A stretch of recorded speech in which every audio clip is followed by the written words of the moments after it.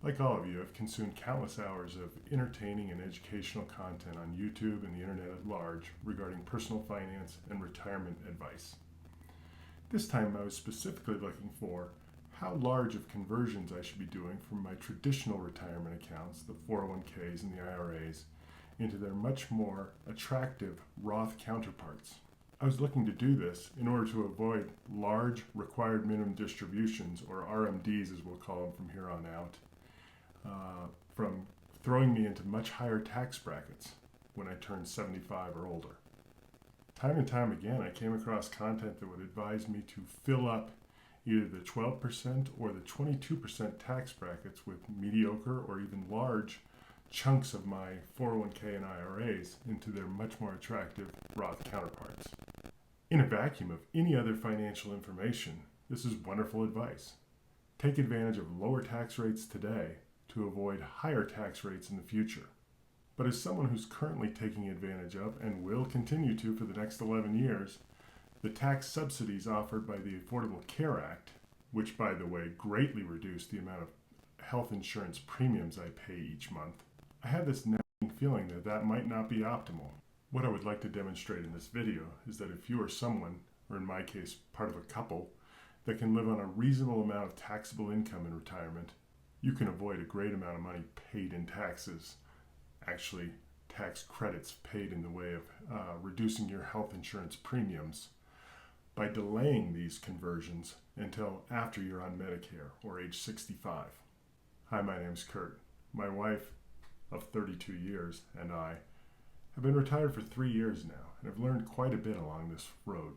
Prior to retirement, I spent 30 years working on continuous improvement and lean manufacturing. And this experience gave me a constant quest to optimize things. If this content sounds interesting to you, please like and subscribe to this channel, and please feel free to forward it on to people in your life that might also benefit from this content. Throughout this video, you'll see some Microsoft PowerPoint slides that are embedded. You'll be able to access this slide deck in the link provided in the description of this video. First, let's start with some of the base assumptions I've used to create this model. This model assumes that you're someone that is retired prior to the age of 65 when Medicare coverage kicks in, and as such will likely be participating in the Affordable Care Act health insurance. It further assumes you can live on around $50,000 of taxable income, and think adjusted gross income, and therefore will be likely receiving a substantial advanced premium tax credit towards your health insurance premiums. Lastly, there's an assumption that you will have somewhat substantial assets saved in pre-tax retirement savings accounts, 401ks and IRAs, etc., that we'd like to convert some portion prior to your required minimum distribution age that could potentially force you into higher tax brackets. I'm also not factoring any changes to the current tax rates, which I know are very likely to change, but since it is an unknown and doesn't impact the tax credits given under the Affordable Care Act, I left them out. The next slide you'll see is the federal income tax rates and thresholds. I will be focusing on the highlighted married filing jointly set of columns as we proceed through this example. As you can see, for a married couple, the 12% tax bracket ends at $94,300 of taxable income, and the 22% tax bracket for that couple ends at $201,050. Also of note from this chart is the standard deduction for a married couple is $29,200 in 2024. The next slide in the deck is a table that I've created based on the information available at the Affordable Care Act healthcare.gov website. I've highlighted the set of rows for a two-person family and the different levels of modified adjusted gross income relative to the federal poverty level that determine the amount of advanced premium tax credits you will receive, which ultimately determine the maximum amount of money you will pay for health insurance premiums. Of note here is that these amounts are determined by the cost of the second lowest cost silver healthcare plan in your area. The table you are seeing is based on a family of two in Boulder County in Colorado.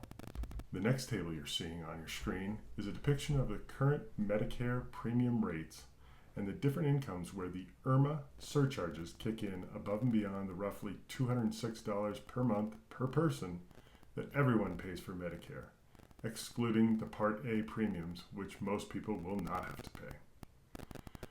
Of note here is the fact that the first increase in Part B and Part D premiums do not occur for a couple until they exceed $206,000 of modified adjusted gross income.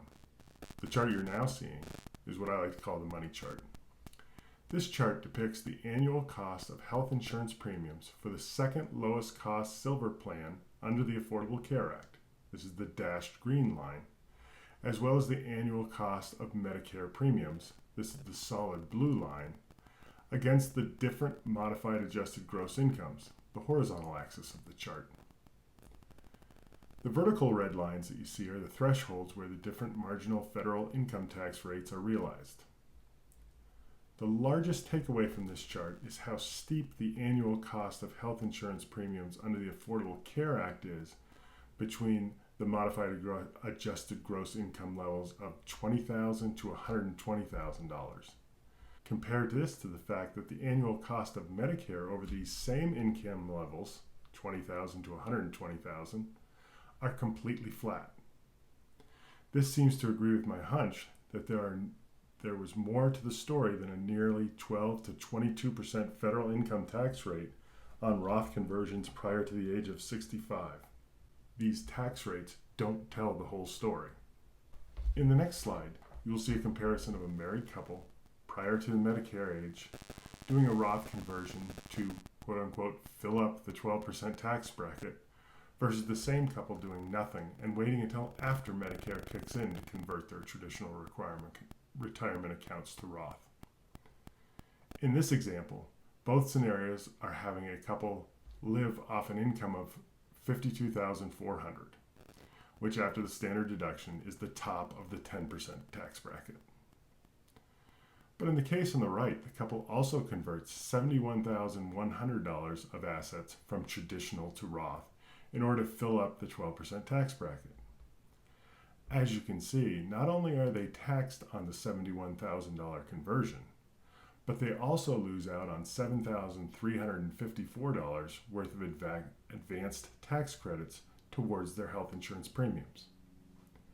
This would equate to them effectively paying 22.34% taxes on that $71,000 worth of Roth conversions instead of the implied 12%. Assuming no other changes, that same couple performing the same conversion while they were utilizing Medicare would only pay the marginal 12% federal income tax rate.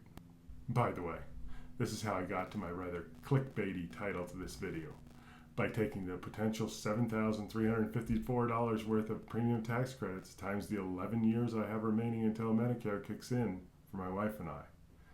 It amounts to about $81,000 in savings. Look, I'm not a financial advisor, and this is not financial advice. Nor am I saying that no one should do Roth conversions prior to age 65. I just thought it was interesting to compare true financial impact of the Roth conversions when you're taking advantage of the premium tax credits offered under the Affordable Care Act. Well, that's all I have for this video. I hope you have a wonderful day and level up.